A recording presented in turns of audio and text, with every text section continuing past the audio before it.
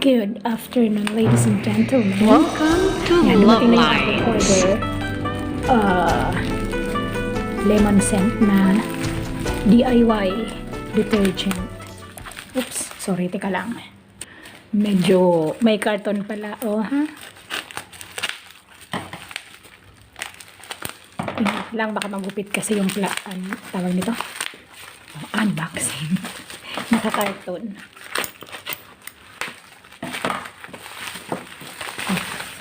Ayan.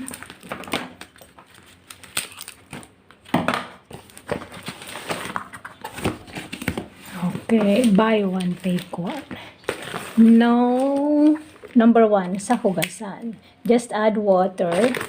Makes 5 liters. 5 liters. Dalawa.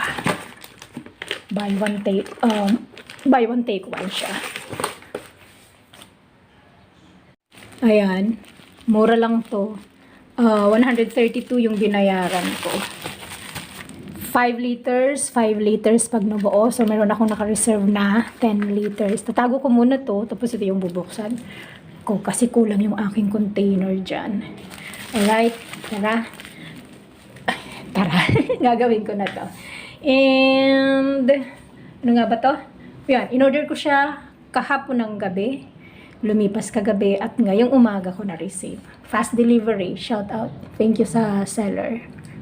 At kay Judy Pipito yung aming regular na naka-assign dito na delivery man ng G&T Express. So, 1.5 liter.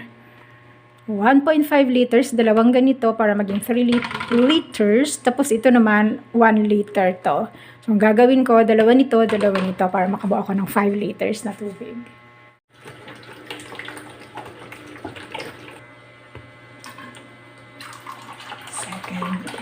Pwede namang 5 nito, kaya lang mas maganda yung mabilis. Nakatipid tayo ng oras ng konti.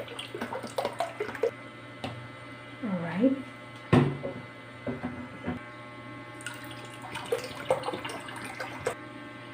Okay. Isa pa. Baka mapulo. Ayan. Marami na siyang laman. Okay, ganyan pala karami lang. 1 inch na lang bago mapuno. Alright, kukunin ko muna yung liquid, yung mix.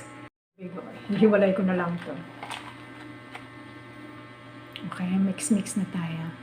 Mixture nitong ating sa bubbles. Madami-dami pang bubbles.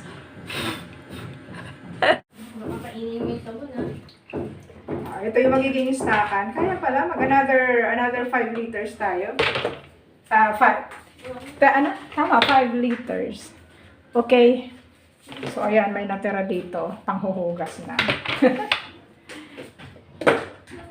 Itong ginawa kong pangsalok. Tapos, ayan na silang lahat.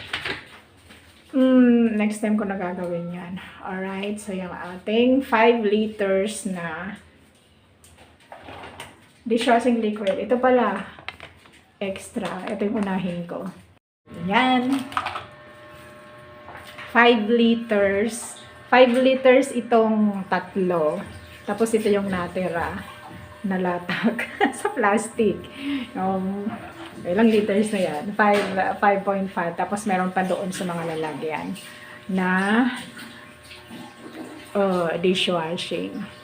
Okay, thank you for watching. Have a good day. God bless. Don't forget, God loves you. God's beautiful creation. Tayo ay maghugas na ng plato.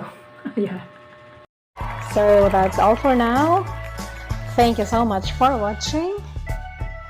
Once again, this is Love Lines. Have a good day and God bless.